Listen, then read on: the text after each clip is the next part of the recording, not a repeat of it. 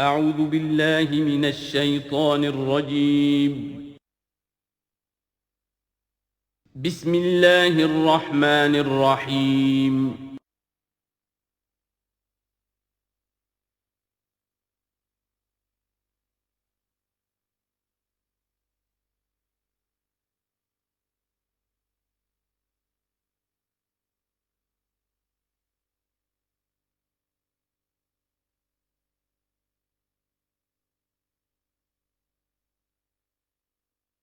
اعوذ باللہ من الشیطان الرجیم بسم اللہ الرحمن الرحیم الذین ينفقون اموالهم باللیل والنہار سرا وعلانیۃ فلہم اجرہم عند ربہم ولا خوف علیہم ولا هم یحزنون الذین یأکلون الربا لا یقومون الا کما یقوم الذی یتخبطہ الشیطان من المس ذلک بأنہم قالوا انما البیع مثل الربا وأحل اللہ البیع وحرم الربا فمن جاءه موعظة من ربه فانتهى فله ما سلف وأمره إلى الله ومن عاد فأولئك أصحاب النار هم فيها خالدون صدق الله العظيم رب اشرح لي صدري ويسر لي أمري واحلل عقدة من لساني يفقهوا قولي۔ ابھی سورہ مبارکہ کا وہ رکوع ہم پڑھ رہے ہیں کہ جو آج کے حالات میں اہم ترین ہے، اس لیے کہ اس دور میں اللہ کے خلاف بغاوت کی سب سے بڑی شکل تو ہے غیر اللہ کی حاکمیت کا تصور۔ سب سے بڑا شرک یہ ہے، نفسیاتی اعتبار سے سب سے بڑا شرک مادے پر توکل، بتوں سے تجھ کو امیدیں خدا سے نو امیدی، مجھے بتا تو صحیح اور کافری کیا ہے۔ لیکن یہ نفسیاتی اور داخلی بات ہے۔ خارجی اور واقعاتی دنیا میں سب سے بڑا شرک اس وقت وہ غیر اللہ کی حاکمیت، جو اب عوامی شکل اختیار کر گئی، عوامی حاکمیت۔ اور اس کے بعد اس وقت کے گناہوں میں، بدعملی میں سب سے بڑا فساد جو ہے وہ سود کی بنیاد پر ہے۔ سب سے بڑا فتنہ، سب سے بڑا فساد دنیا میں جو اس وقت سب سے بڑی شیطنت ہے، جو یہودیوں کے ذریعے سے پورے گلوب کو اپنی گرفت میں لینے کے لیے بےتاب ہے، وہ یہی ہے جو سود کا ہتھ کنڈا ہے، اس کی حرمت۔ یہاں ایک سوال میرے ذہن میں کبھی کبھی پیدا ہوتا تھا کہ یہ جو پہلی آیت ہے اس کا تعلق تو انفاق فی سبیل اللہ کے ساتھ ہے، اسے پچھلے رکوع کے ساتھ شامل ہونا چاہیے تھا، لیکن بعد میں یہ حقیقت مجھ پر منکشف ہوئی کہ بڑی حکمت کے ساتھ اس آیت کو اس رکوع کے ساتھ شامل کیا گیا ہے۔ وہ حکمت میں بعد میں بیان کروں گا۔ الذین ينفقون اموالهم باللیل والنہار، وہ لوگ کہ جو اپنا مال خرچ کرتے رہتے ہیں رات کو بھی دن میں بھی، سرم وعلانیتاً، خفیہ طور پر بھی اعلانیہ بھی، صدقات واجبہ اعلانیہ، صدقات نافلہ خفیہ، انفاق فی سبیل اللہ خفیہ۔ فلہم اجرہم عند ربہم ولا خوف علیہم ولا ہم یحزنون، ان کے لیے ان کا اجر محفوظ ہے ان کے رب کے پاس، نہ ان پر کوئی خوف طاری ہوگا اور نہ ہی وہ کسی حزن سے دوچار ہوں گے۔ الذین یاکلون الربا، اب ربا کا مسئلہ شروع ہو رہا ہے، جو سود کھاتے ہیں۔ وجہ کیا ہے؟ اصل مسئلہ ہے اس سرپلس ویلیو کا۔ آپ کا کوئی شغل ہے، آپ کی ملازمت ہے، آپ کما رہے ہیں، آپ کا خرچ پورا ہو رہا ہے، کچھ بچت بھی ہو رہی ہے۔ اب اس بچت کا اصل مصرف کیا ہے؟ یسألونک ماذا ينفقون قل العفو۔ اصل راستہ تو یہ ہے کہ اس کو دے دو اللہ کی راہ میں، یا محتاجوں کو یا اللہ کے دین کو۔ لیکن اب جو سود خورانہ ذہنیت ہے وہ یہ کہ اس بچت کو بھی مزید کمائی کا ذریعہ بناؤ، یہ سود خورانہ ذہنیت ہے۔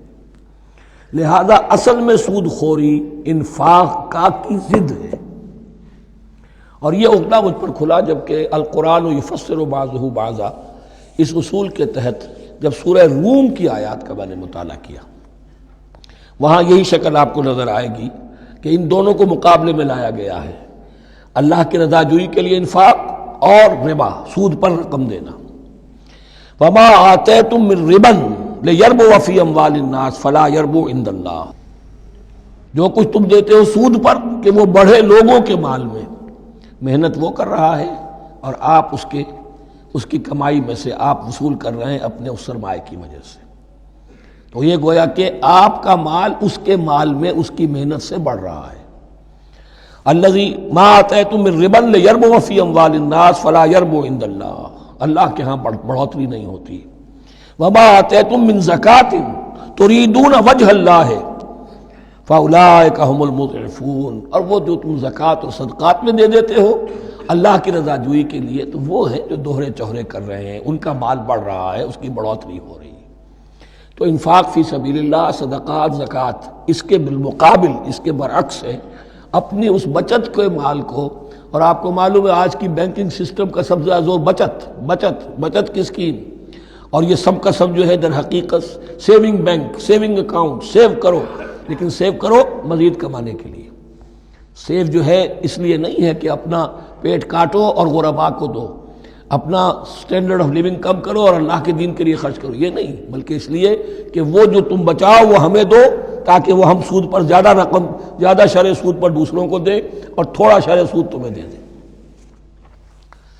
اب اس کے برعکس الذین یاکلون الربا، جو لوگ سود کھاتے ہیں، لا یقومون الا کما یقوم الذی یتخبطہ الشیطان من المس، وہ نہیں کھڑے ہوتے مگر ان کی طرح سے کہ جن کو شیطان نے مخبوط الحواس بنا دیا ہو چھو کر. یہاں عام طور پر یہ سمجھا گیا کہ یہ قیامت کے دن کا نقشہ ہے. یہ قیامت کے دن کا نقشہ تو ہوگا ہی، اس دنیا میں بھی سود خوروں کا حال یہی ہے. اور اگر ان کا نقشہ دیکھنا ہو تو کسی سٹاک ایکسچینج کو جا کے دیکھ لیجیے، معلوم ہوگا دیوانے ہیں، پاگل ہیں، چیخ رہے ہیں، دوڑ رہے ہیں، بھاگ رہے ہیں. وہ انسان نہیں نظر آتے اس وقت جو بھی کچھ ہو رہا ہوتا سٹاک ایکسچینج کے اندر. مخبوط الحواس انسان جو ہے وہ ہو جاتا ہے، یہ سود خوری کی وجہ سے. الذین یاکلون الربا لا یقومون الا کما یقوم الذی یتخبطہ الشیطان من المس ذلک بانہم قالوا انما البیع مثل الربا. اور ان کے سب سے بڑھ کر مخبوط الحواس ہونے کا مظہر یہ ہے، یہ اس لیے کہ وہ کہتے ہیں کہ بیع بھی تو ربا کی طرح ہے، بیع بھی تو سود ہے. میں نے 100 روپے کا مال خریدا، 110 میں بیچ دیا، 10 بچ گئے، یہ ربا ہے. ربا جائز ہے. 100 روپے کسی کو دیے اور 110 لیے، یہ سود ہو گیا. بھائی کیوں ہو گیا؟ 100 روپے کی شے دے دی، یہ 100 روپیہ دے دیا، کیا فرق پڑا؟ 10 لاکھ کا مکان بنایا، 4000 کے قرضے کے ماہانہ کرائے پر دے دیا، جائز ہو گیا. 10 لاکھ کسی کو دیا اور اس سے 4000 روپیہ مہینہ دینا شروع کیا، یہ سود ہو گیا، حرام ہو گیا. عقلی طور پر یہ باتیں ہیں کہ جو سود کے حامیوں کی طرف سے کہی جاتی. انما البیع مثل الربا، بیع میں بھی جو نفع ہوتا ہے، ربح اور ربا یہ میں اس وقت بیان کر چکا ہوں سورہ بقرہ کے دوسرے رکوع کے ضمن میں. تو یہ جان لیجئے کہ اس ظاہری سی مناسبت کی وجہ سے ان کا مخبوط الحواس لوگ جو ہیں وہ اس دونوں کے اندر کوئی فرق محسوس نہیں کرتے. یہاں اللہ تعالیٰ نے ان کے قول کا عقلی جواب نہیں دیا، بلکہ جواب کیا دیا؟ احل اللہ البیع وحرم الربا. اللہ نے بیع کو حلال قرار دیا ہے اور ربا کو حرام قرار دیا ہے. اب تم بات یہ کرو، اللہ کو مانتے ہو یا نہیں؟ رسول کو مانتے ہو یا نہیں؟ قرآن کو مانتے ہو کہ نہیں؟ یا اپنی عقل کو مانتے ہو؟ اگر تم مسلمان ہو، اگر تم مومن ہو تو اللہ کا حکم جو وہ فرمائے، نہ صرف اللہ کا، جو رسول کا ہے. ما آتاکم الرسول فخذوہ وما نہاکم عنہ فانتہوا، جو کچھ رسول تمہیں دے لے لو، اور جس چیز سے روک دے رک جاؤ. یہ تو شریعت کا معاملہ ہے. ویسے اس میں جو فرق واقع ہوتا ہے وہ یہ ہے کہ ایک ہے فلوئڈ منی، فلوئڈ کیپٹل، ایک ہے فکسڈ کیپٹل. مکان 10 لاکھ کا ہے، لیکن مکان سے جو شخص رہ رہا فائدہ کیا اٹھائے گا؟ 1 مہینے رہے گا نا، بس اس کا بدل آپ نے لے لیا. 10 لاکھ روپے کسی کو نقد دے دیے، وہ کسی کام میں لگائے گا، 12 لاکھ بھی بن سکتے ہیں، 15 بھی لگ سکتے ہیں، 8 بھی رہ سکتے ہیں. اس میں آپ نے فکسڈ اگر لیا تو یہ حرام ہے. ان دونوں میں اگرچہ عام طور پہ کہا جائے گا یہ بھی کیپٹل ہے وہ بھی کیپٹل ہے، مکان بھی تو سرمایہ کی ایک شکل ہے، لیکن یہ فکسڈ کیپٹل ہے، اس کی شکل بدل نہیں رہی ہے. اس مکان میں تو ایک شخص رہ جائے گا، سکنا ہوگا، اس کی رہائش ہے، یا آپ کہیں گے اس کی ویئر اینڈ ٹیئر ہے تو اس کا آپ نے بدل لے لیا، بس ختم. لیکن وہ جائے گا، وہ مکان آپ کے لیے رہ جائے گا. لیکن یہ کہ 10 لاکھ جس کو دیا نقد، وہ کاروبار کرے گا، کچھ اور کہیں لگائے گا، اس کے اندر اضافہ بھی ہو سکتا ہے، کمی بھی ہو سکتی ہے. اس میں پھر فکسڈ پروفٹ لینا یہ ہے حرام، اور ان دونوں میں کوئی مناسبت نہیں. لیکن اللہ تعالیٰ نے یہ جواب نہیں دیا. جواب دیا احل اللہ البیع وحرم الربا فمن جاءہ موعظۃ من ربہ فانتہی فلہ ما سلف، تو جس شخص کے پاس اس کے رب کی طرف سے یہ نصیحت پہنچ گئی اور وہ باز آ گیا، رک گیا، فلہ ما سلف، تو جو کچھ پہلے وہ لے چکا ہے وہ اس کا ہے، وہ اس سے واپس نہیں لیا جائے گا، حساب کتاب نہیں کیا جائے گا کہ تم اتنا سود کھا چکے ہو واپس کرو۔ لیکن اس کا یہ مطلب بھی نہیں کہ اس کا کوئی گناہ ان پر نہیں ہوگا، وَأَمْرُهُ إِلَى اللَّهِ، اللہ کے حوالے رہے گا، معلق رہے گا، اللہ چاہے گا تو معاف بھی کر دے گا اور اللہ چاہے گا تو پچھلے سود کے اوپر بھی اس کی سرزنش ہوگی۔ امرہ الی اللہ ومن عاد، لیکن اس نصیحت کے آنے کے بعد بھی جس نے دوبارہ یہ حرکت کی فاولئک اصحاب النار هم فیہا خالدون، تو یہ جہنمی ہے اور اس میں ہمیشہ ہمیشہ رہیں گے۔ یمحق اللہ الربا ویربی الصدقات، اللہ تعالیٰ ربا کو مٹاتا ہے، دباتا ہے۔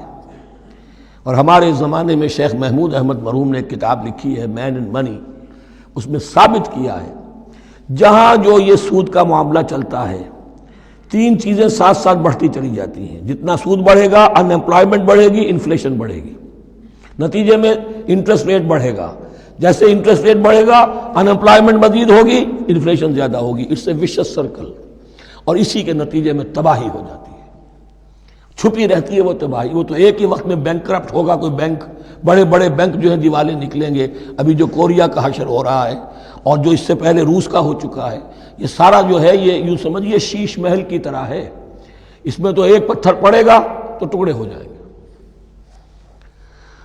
ومن عاد فاولئک اصحاب النار هم فیہا خالدون یمحق اللہ الربا ویربی الصدقات، اللہ تعالیٰ پالتا ہے، صدقات کو پالتا ہے، بڑھاتا ہے اللہ کے ہاں۔ وہ آیت میں سنا چکا ہوں آپ کو، سورہ روم کی 39ویں آیت ہے یہ، وما آتیتم من ربا لیربو فی اموال الناس فلا یربو عند اللہ وما آتیتم من زکاۃ تریدون وجہ اللہ فاولئک هم المضعفون واللہ لا یحب کل کفار اثیم، اور اللہ کو ہرگز پسند نہیں ہے وہ سب کہ جو ناشکرے ہیں اور گناہ گار ہیں۔ ان الذین آمنوا وعملوا الصالحات واقاموا الصلاة وآتوا الزکاة لهم اجرهم عند ربهم ولا خوف علیہم ولا هم یحزنون، ہاں جو لوگ ایمان لائیں اور نیک عمل کریں، نیک عمل میں ظاہر بات ہے جو شے حرام ہے اس کا چھوڑ دینا بھی لازم ہے، اور نماز قائم رکھیں، زکوٰۃ ادا کریں، ان کے لیے ان کا اجر محفوظ ہے ان کے رب کے پاس، ولا خوف علیہم ولا هم یحزنون۔ یا ایھا الذین آمنوا اتقوا اللہ وذروا ما بقی من الربا، اے ایمان والو اللہ کا تقوی اختیار کرو اور چھوڑ دو جو رہ گیا ہے سود میں سے۔ آج فیصلہ کر لو کہ جو بھی کچھ تم نے کسی کو قرض دیا تھا اب اس کا سود چھوڑو۔ یا ایھا الذین آمنوا اتقوا اللہ وذروا ما بقی من الربا ان کنتم مؤمنین، اگر تم مومن ہو، فإن لم تفعلوا، اور اگر تم نے ایسا نہ کیا، باز نہ آئے، فاذنوا، تو کان کھول کر سن لو، بحرب من اللہ ورسولہ، اللہ اور اس کے رسول کی طرف سے اعلان جنگ، یہ الٹیمیٹم ہے اگر باز نہیں آتے سود سے۔ دیکھیے کسی اور گناہ پر یہ بات نہیں آئی، اللہ اور اس کے رسول کی طرف سے اعلان جنگ۔ وَإِن تُبْتُمْ فَلَكُمْ رُؤُوسُ أَمْوَالِكُمْ، اگر تم توبہ کرو تو تمہارے جو اصل راس المال ہیں وہ تمہیں لوٹا دیے جائیں گے۔ سود چھوڑ دو، راس المال واپس لے لو۔ لا تظلمون ولا تظلمون، نہ تم ظلم کرو سود لے کر اور نہ تم پر ظلم کیا جائے کہ تمہارا راس المال بھی دبا دیا جائے۔ لا تظلمون ولا تظلمون۔ وَإِن كَانَ ذُو عُسْرَةٍ، اور اگر تمہارا جو مقروض ہے وہ تنگی میں ہے، وہ تنگ دستی میں ہے، فَنَظِرَةٌ إِلَىٰ مَيْسَرَةٍ، تو انہیں انتظار کرو، پھر اسے مہلت دو کہ اس کے ہاں کشادگی پیدا ہو جائے، آسانی سے وہ آپ کی رقم، آپ کا قرض واپس کر سکے۔ لیکن اس سے بھی آگے وَأَن تَصَدَّقُوا خَيْرٌ لَكُمْ، تم صدقہ ہی کر دو، تمہارا بھائی غریب تھا، اس کو تم نے قرض دیا تھا، کچھ سود لے کر کھا بھی چکے ہو، اب جو ہے سود، اب تو باقی سود کو تو چھوڑا ہی ہے، اگر وہ راس المال بھی بخش دو اس کو، یہ انفاق ہو جائے گا، یہ قرض حسنہ اللہ کو ہو جائے گا، یہ تمہارا جو ہے ذخیرہ آخرت بن جائے گا۔ تو یوں سمجھیے کہ جو بھی جو ہے جس کو سرپلس ویلیو میں نے کہا تھا اسلامی معیشت کے اندر، جو بچت ہے آپ کی، اس بچت کا سب سے اونچا مصرف کیا ہے؟ صدقہ دے دو، انفاق کر دو۔ اس سے کم تر کیا ہے؟ قرض حسنہ، قرض دے دو کسی کو تاکہ وہ اپنی ضرورت چلا لے، اس کا کاروبار رکا ہوا تھا وہ چل پڑے گا اور تمہیں پھر وہ اپنی اصل رقم واپس کر دے گا. یہ قرض حسنہ اس سے کم تر درجہ ہے.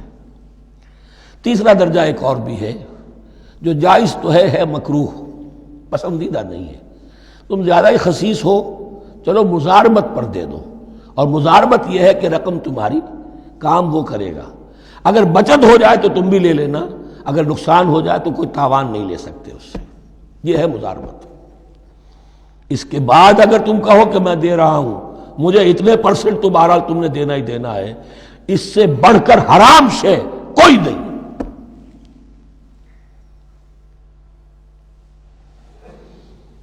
وَإِنْ كَانَ ذُو عُسْرَةٍ فَنَظْرَةٌ إِلَىٰ مَيْسَرَةٍ، تو اگر وہ ہے مقروض تمہارا وہ تنگی میں ہے پھر انتظار کرو، اسے مہلت دو اس کی کشائش تک.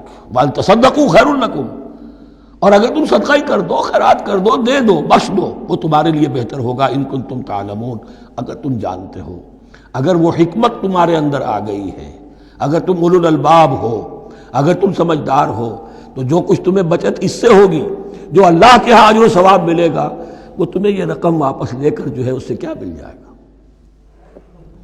وَاتَّقُوا يَوْمًا تُرْجَعُونَ فِيهِ إِلَى اللَّهِ، یہ آیت آخری آیت ہے قرآن کی نزول کے اعتبار سے. آیت ڈرو اس دن سے. دیکھیے وہی آیت یاد کیجئے، وَاتَّقُوا يَوْمًا لَا تَجْزِي نَفْسٌ عَن نَفْسٍ شَيْئًا وَلَا يُقْبَلُ مِنْهَا شَفَاعَةٌ وَلَا يُؤْخَذُ مِنْهَا عَدْلٌ وَلَا هُمْ يُنصَرُونَ.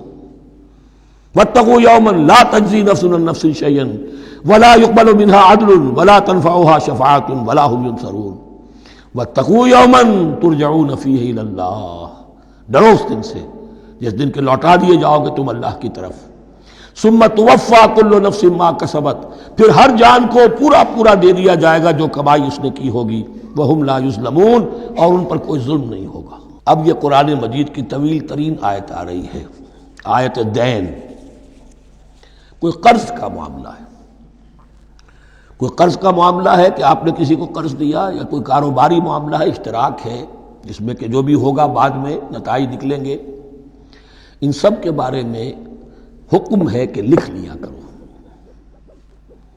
ہم کیا کرتے ہیں قرض دیتے ہوئے، اب دوست ہے، بھائی ہے، عزیز ہے، کیا لکھوانا، اس سے کیا کہے گا، اعتماد نہیں. کاروبار شروع ہو گیا، زبانی باتیں کر لی، اس کے بعد رو رہے ہیں، چیخ رہے ہیں، چلا رہے ہیں.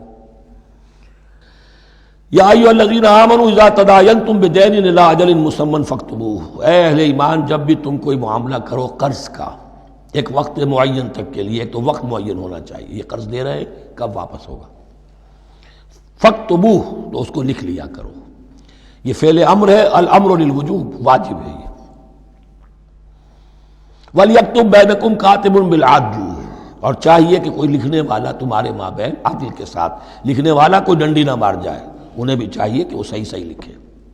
وَلَا يَأْبَ كَاتِبٌ أَن يَكْتُبَ كَمَا عَلَّمَهُ اللَّهُ فَلْيَكْتُبْ، اور کسی بھی شخص کو جسے اللہ نے سکھایا ہوا ہے کتابت لکھنے کا کام، تو اس کو انکار نہیں کرنا چاہیے لکھنے سے. اللہ نے اسے یہ علم دیا ہے، اسے چاہیے کہ لکھ دے. اس لیے کہ اس معاشرے میں پڑھے لکھے لوگ تو بہت کم ہوتے تھے.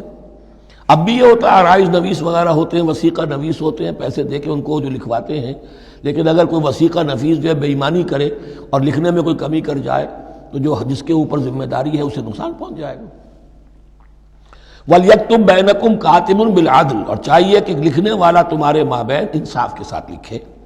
وَلَا يَأْبَ كَاتِبٌ أَن يَكْتُبَ كَمَا عَلَّمَهُ اللَّهُ فَلْيَكْتُبْ، اور نہ انکار کرے کوئی لکھنے والا اس سے کہ وہ لکھے جیسے اللہ نے اسے سکھایا ہے تو لکھنا چاہیے.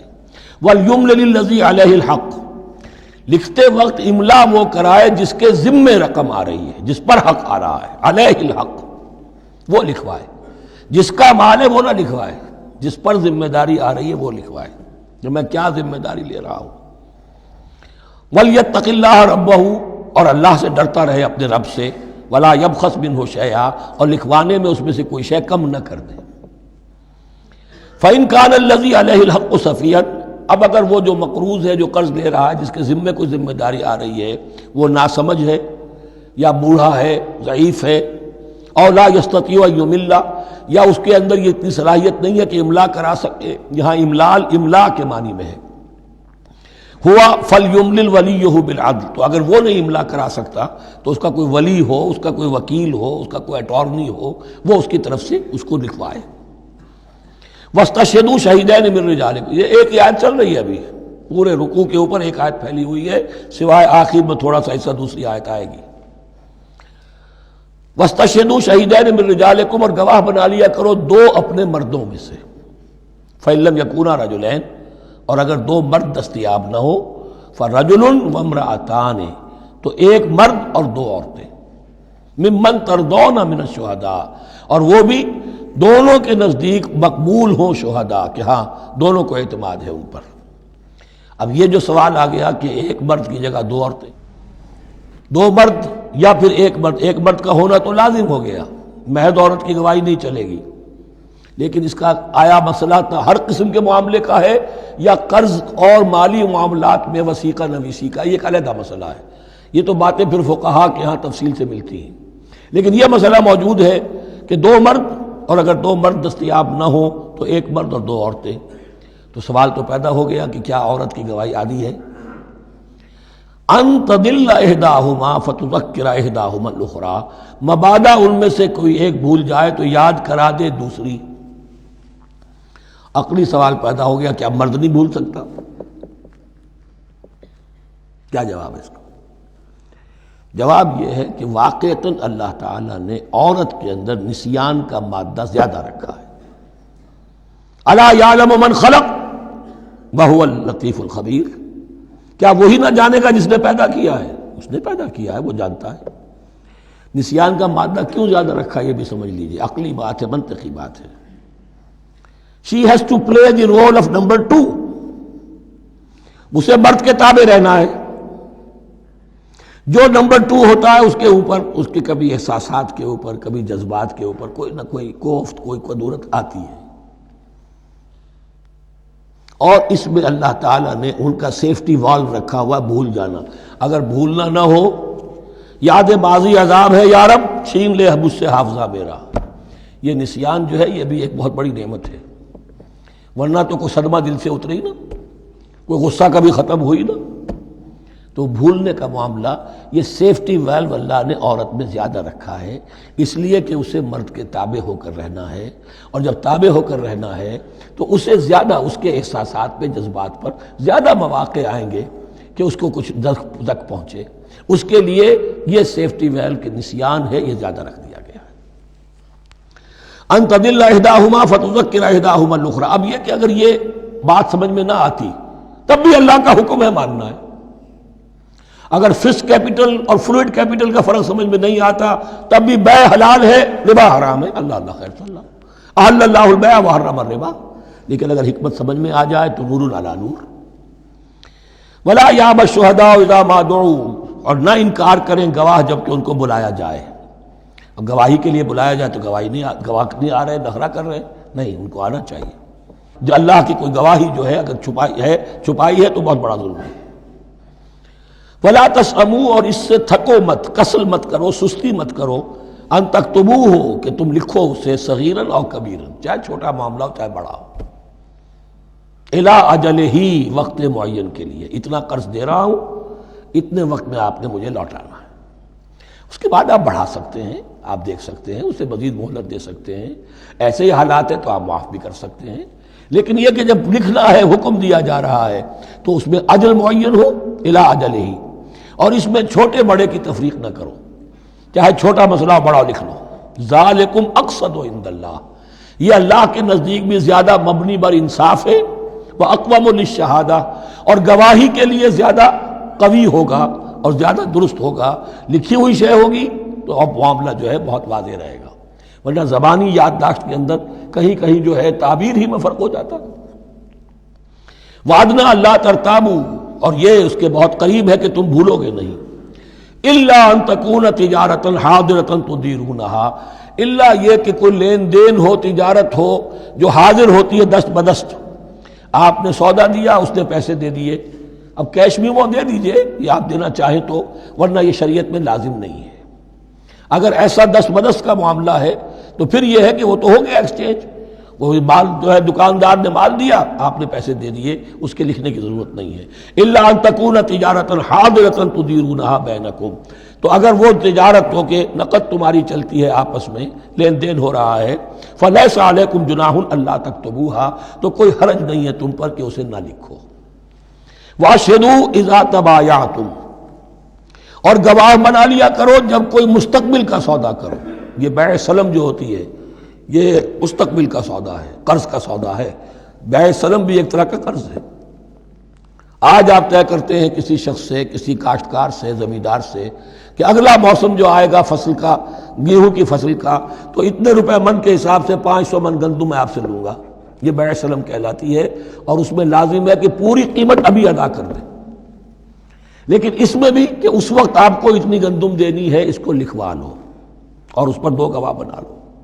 واشہدوا اذا تبایعتم ولا یضار کاتب ولا شہید، اور نہ نقصان پہنچایا جائے کسی لکھنے والے کو یا گواہ کو، اور نہ نقصان پہنچائے کوئی لکھنے والا یا گواہ۔ یہ یضار دونوں کے لیے آ جائے گا، یہ معروف بھی ہے اور مجرور بھی ہے۔ نہ ضرر پہنچایا جائے اور نہ ضرر پہنچائے، نہ کوئی کاتب اور نہ کوئی شہید گواہ۔ وَإِن تَفْعَلُوا، اگر تم ایسا کرو گے، نقصان پہنچاؤ گے، فَإِنَّهُ فُسُوقٌ بِكُمْ، تو یہ تمہارے لیے بہت بڑے گناہ کی بات ہوگی۔ وَاتَّقُوا اللَّهَ، اللہ سے ڈرو، وَيُعَلِّمُكُمُ اللَّهُ، اللہ تمہیں تعلیم دے رہا ہے، وَاللَّهُ بِكُلِّ شَيْءٍ عَلِيمٌ، اللہ ہر چیز کا علم رکھنے والا ہے۔ یہ ایک آیت ہوئی ہے، آخری پارے کی میرا غالب 4 5 6 صورتیں جمع کر لے تو جا کر یہ ایک آیت کا حجم برابر ہوگا۔ جو میں نے کہا تھا کہ آیات کی تعیین توقیفی ہے، یہ ہمارے حساب کتاب سے، گرامر سے، منطق سے، علم بیان سے کسی سے کوئی تعلق نہیں اس کا۔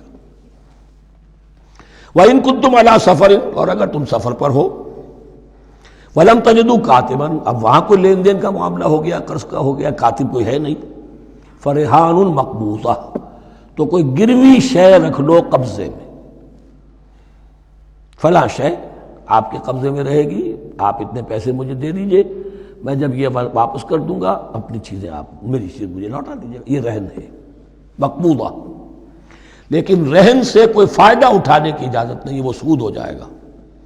اگر مکان رہن رکھا گیا ہے، قبضہ تو ہوگا اس کا، لیکن یہ کہ وہ اس کا کرایہ نہیں لے سکتا، کرایہ مالک کو جائے گا، اس سے کوئی استفادہ نہیں کر سکتا اس مال سے۔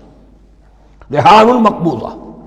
فَإِنْ أَمِنَ بَعْضُكُمْ بَعْضًا، پھر اگر کوئی شخص اب اطمینان کرتا ہے اور اعتبار کرتا ہے تم میں سے بعض کسی بعض کا، فَلْيُوَدِّ الَّذِي اؤْتُمِنَ أَمَانَتَهُ، تو اب چاہیے اس شخص کو کہ جس کے اوپر یہ امانت آئی ہے، اگرچہ اس کے پاس رہن دینے کو کچھ نہیں تھا، یا یہ کہ دوسرے بھائی نے اس پر اعتماد کیا اور اس کی وجہ سے کوئی شے رہن نہیں لی، تو اب اس سے کوئی غلط فائدہ نہ اٹھائے، وہ گویا کہ اس کے پاس جو اس نے قرض لیا امانت ہے، اس کے پاس وہ امین بنایا گیا ہے۔ فَلْيُوَدِّ الَّذِي اؤْتُمِنَ أَمَانَتَهُ، کہ اپنی امانت واپس لوٹائے، وَلْيَتَّقِ اللَّهَ رَبَّهُ، اور ڈرے اللہ سے جو اس کا رب ہے۔ وَلَا تَكْتُمُوا الشَّهَادَةَ، اور دیکھو گواہی کو چھپایا نہ کرو، وَمَنْ يَكْتُمْهَا فَإِنَّهُ آثِمٌ قَلْبُهُ، اور جو کوئی گواہی کو چھپائے گا تو اس کا دل گناہ میں مبتلا ہو جائے گا، دل داغدار ہو گیا تو رہ کیا گیا۔ وَاللَّهُ بِمَا تَعْمَلُونَ عَلِيمٌ، اور جو کچھ تم کر رہے ہو اللہ اسے جانتا ہے۔ اللہ کے فضل و کرم سے آخری رکوع پر ہم پہنچ گئے، اور یہ بڑا ایک یوں سمجھئے 3 آیتوں پر مشتمل رکوع ہے، جیسے کہ وہ رکوع جو ہم نے پڑھا تھا جس میں آیت الکرسی 4 آیتیں ہیں وہ، اور یوں کہا جا سکتا ہے کہ یہ 2 رکوع ایک دوسرے کے بالکل بالمقابل ہیں اپنی عظمت میں اور مقام میں۔ آیت الکرسی کی جگہ یہاں ایک دعا کی آیت ہے، جامع ترین دعا جو آئے گی آخری آیت میں، للہ ما فی السماوات و ما فی الارض۔ اکثر و بیشتر آپ دیکھیں گے سورتوں کے اختتام پر یہ الفاظ پھر آتے ہیں، اللہ ہی کا ہے جو کچھ بھی ہے آسمانوں اور زمین میں۔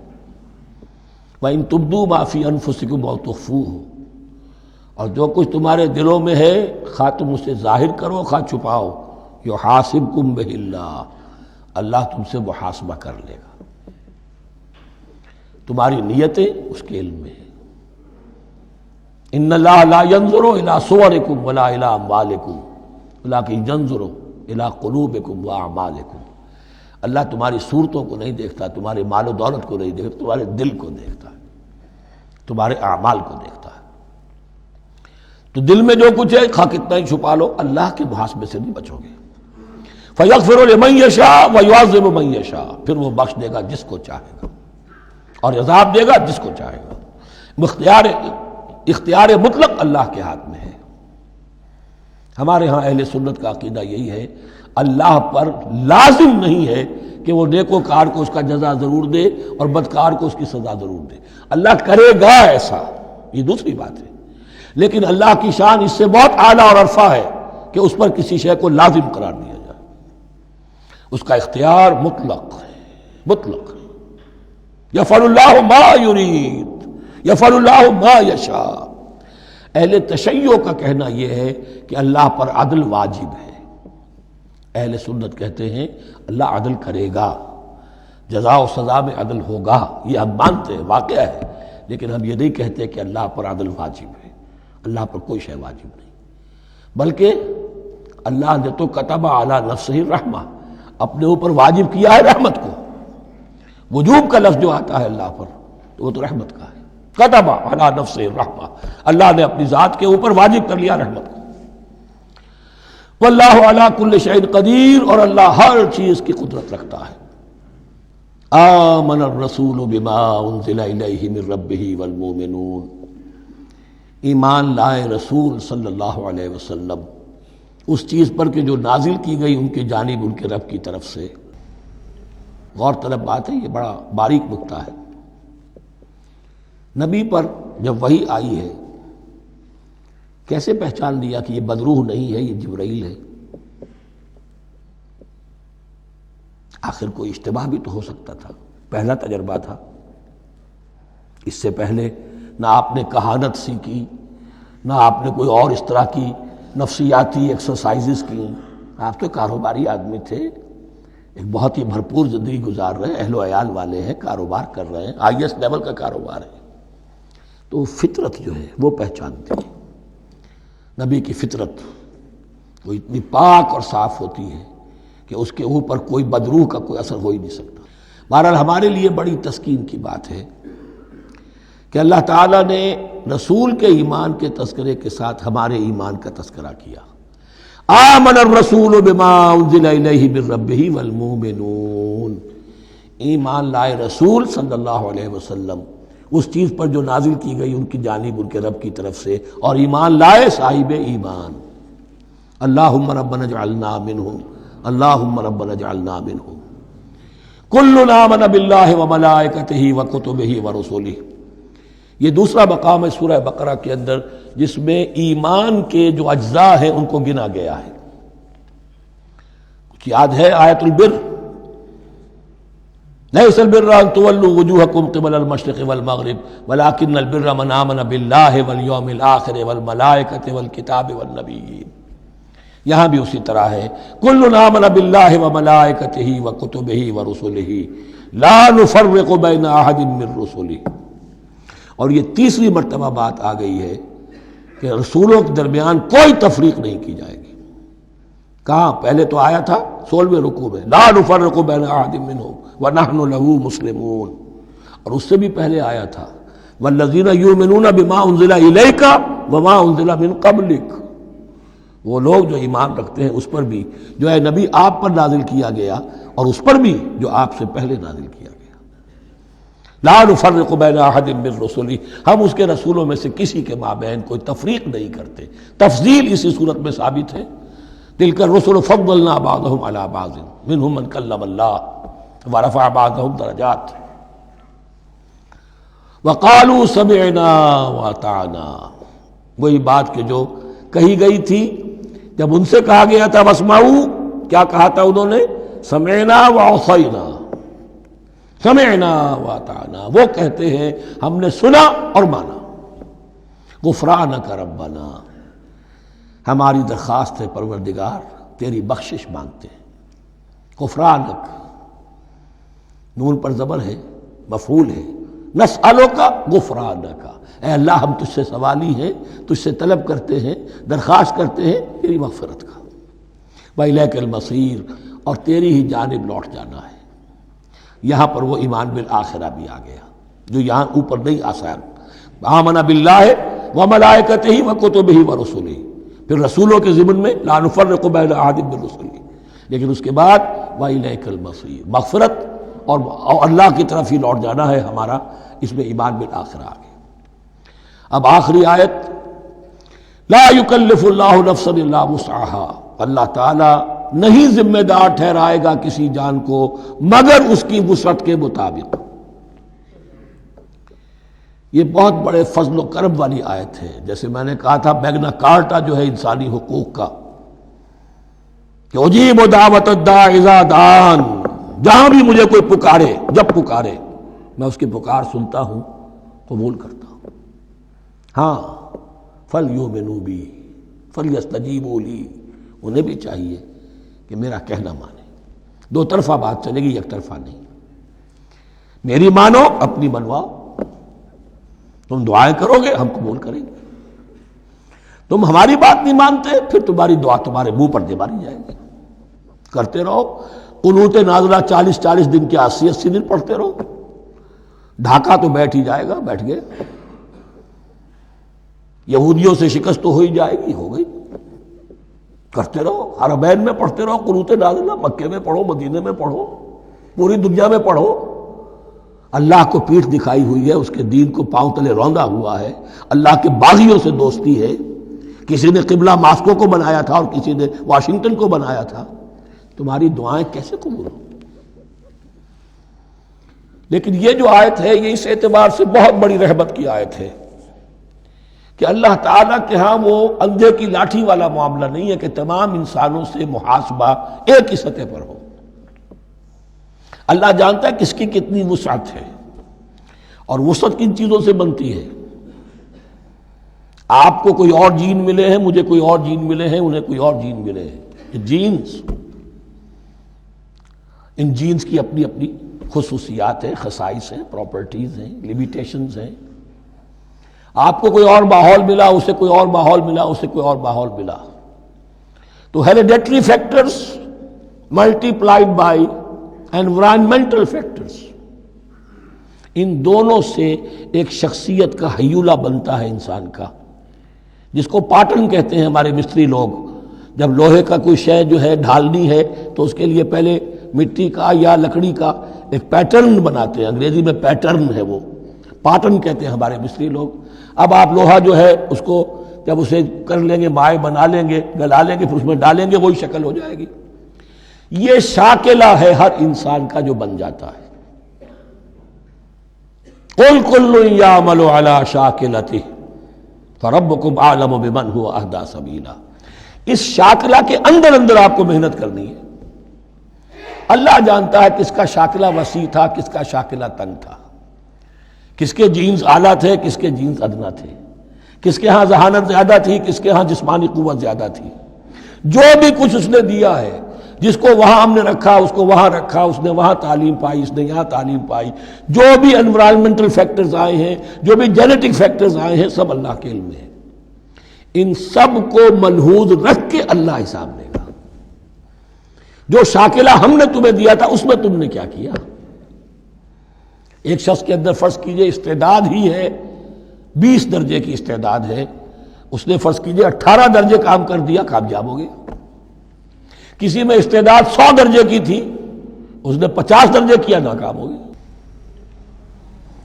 حالانکہ کمیت کے اعتبار سے 50 درجے زیادہ ہے 18 درجے سے، لیکن یہ 18 درجے کا کام وہ کر رہا ہے جس کے اندر استطاعت تھی ہی 20 کی، یا 18 ہی کی تھی، اس نے پوری کر دی۔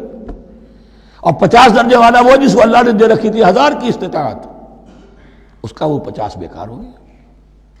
تو اللہ تعالیٰ کا محاسبہ جو ہے انڈیویجول ہے، اس لیے فرمایا گیا کلہم آتی ہے یوم القیامت فردا، ان میں سب لوگ اس دن قیامت کے دن سب آئیں گے اکیلے اکیلے، تنہا تنہا، ہر ایک کا حساب ہوگا وہاں، اور ہر ایک کا حساب ہوگا لا یکلف اللہ نفسا الا وسعها، اللہ ذمہ دار نہیں ٹھہرائے گا کسی بھی جان کو مگر اس کی وسعت کے مطابق۔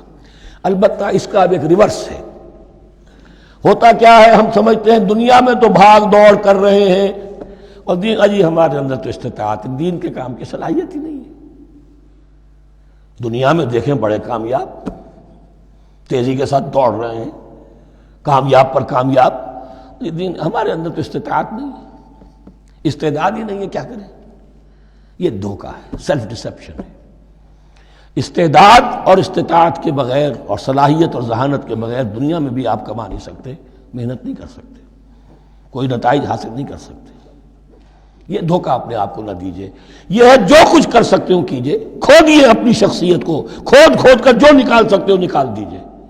ہاں آپ نکال سکیں گے اتنا ہی جتنا آپ کے اندر ودیت ہے، زیادہ کہاں سے لے آئیں گے؟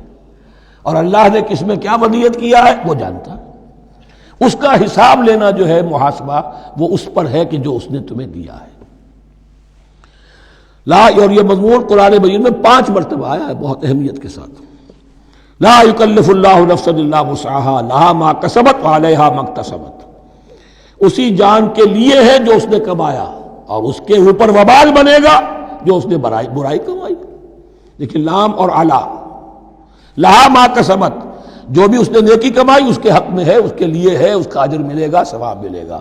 اور جو بدی کمائی وہ اس پر وبال بنے گا، اسی کے لیے اس کو سزا ملے گی، اسی کے حوالے سے.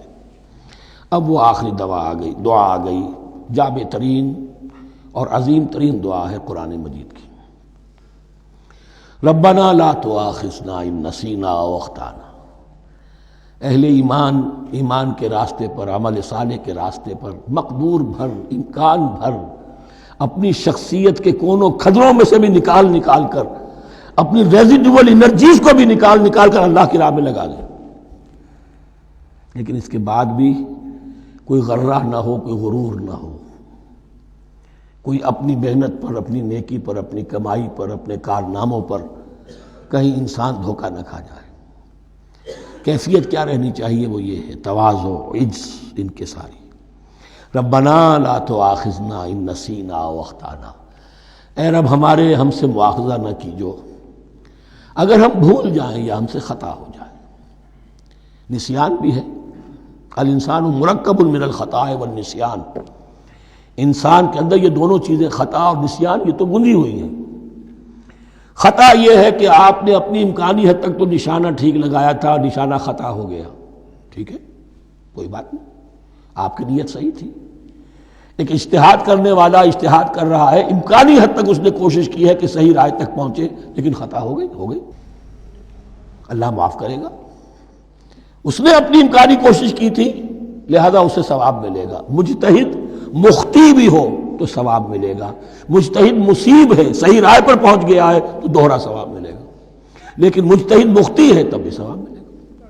تو بھول چوک پر، یہ بھول چوک، خطا جو ہے، چوک صحیح ہے بالکل لفظ اس کے لیے، چوک جانا، نشانہ چوک گیا. تو اے پروردگار جو بھی ہم سے سرزد ہو جائے، غلطی ہو جائے، بھول کی وجہ سے یا خطا کی وجہ سے، اس پر مواخذہ نہ کیجو. ربنا ولا تحمل علینا اصرا کما حملتہ علی الذین من قبلنا. اور اے رب ہمارے، ہم پر وہ بوجھ نہ ڈالیو جس سے ہم لے کر چل نہ سکیں. دیکھیے ایک حمل ہوتا ہے جس سے حمال کا لفظ بنا ہے، جس کو لے کر انسان چلتا ہے. حمال اس بوری کو یا بوجھ کو اٹھا کر چل رہا ہے. جو آپ کی طاقت میں ہے اور جس سے لے کر آپ چل سکیں وہ ہے حمل. اور جو ہو آپ کو بٹھا دے، اسر اس کو کہتے ہیں.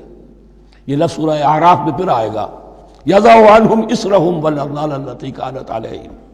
حضور کی شان یہ بھی تھی کہ انہوں نے لوگوں کے بوجھ جو ان کی طاقت سے بڑھ کر تھے ان کے کندھوں سے اتار دیے. ربنا ولا تحمل علینا اصرا کما حملتہ علی الذین من قبلنا. اے اللہ تو نے بڑے بڑے بھاری بوجھ ہم سے پہلے لوگوں پر ڈالے. شریعت بھی پہلے بھاری تھی، بہت سے معاملات ہم نے دیکھ لیے. روزہ ہمارے لیے کتنا آسان کر دیا گیا، رات کو نکال دیا روزے سے، کہہ دیا خاص طور پہ کھاؤ پیو ضرور، سحری ضرور کرو، تسحروا فإن فی السحور برکہ. کتنی آسانی ہے. رات میں تعلق زن و شو کی اجازت ہے. وہاں ان کے روزے میں چپ بھی تھا، چپ بھی رہو، نہ کھاؤ نہ پیو، نہ تعلق زن و شو، نہ گفتگو. تو آسانی کی ہے. ان کے ہاں یوم سبت کا حکم تھا اتنا سخت، کوئی کام نہیں کرو گے. ہمارے ہاں وہ تھوڑے سے وقت کے لیے، اذا نودی للصلاۃ من یوم الجمعۃ فاسعوا الی ذکر اللہ وذروا البیع. اذان سے لے کر اور نماز کے ادا ہو جانے تک ہر کاروبار دنیاوی حرام ہے، لیکن اس سے پہلے اس کے بعد آپ کر سکتے ہیں، تو آسانی ہے۔ ربنا ولا تحمل علینا اصرا کما حملته علی الذین من قبلنا ربنا ولا تحملنا ما لا طاقت لنا به، اور اے رب ہمارے، ہم پر وہ بوجھ نہ ہم پر عائد کی جو ہم پر ڈالیو جس کی کہ ہمارے اندر طاقت نہ ہو۔ واعف عنا، ہم سے درگزر فرماتا رہے، ہمیں معاف کرتا رہے، واغفر لنا، اور ہمیں بخشتا رہے۔ مغفرت کا لفظ جو ہے اس کو سمجھ لیجئے ڈھانپنا، مغفر کہتے ہیں خود کو، جو ہیلمٹ پہنا ہوتا ہے تاکہ گولی جو ہے وہ سر پہ لگے تو یہ آپ کو بچا لے۔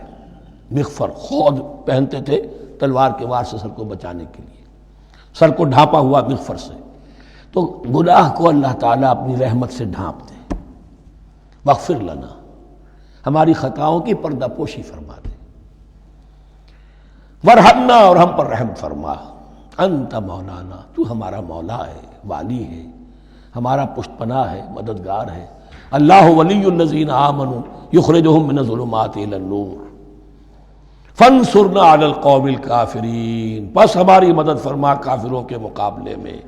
انہی الفاظ پر وہ دعا ختم ہوئی تھی جو طالوت کے ساتھیوں نے کی تھی علیہ الصلوۃ والسلام۔ اصل میں یہ دعا اب تلقین کی جا رہی ہے، مرحلہ سخت آ رہا ہے، مرحلہ سخت ہے اور جان عزیز، تاب لاتے ہی بنے گی غالب۔ اب وہ مرحلہ آ رہا ہے، اس کے لیے تیار ہو جاؤ۔ یہ سارا حصہ جو ہے در حقیقت یہ تمہید ہے غزوہ بدر کی۔ بارک اللہ لی ولکم فی القرآن العظیم ونفعنی وإیاکم بالآیات والذکر الحکیم۔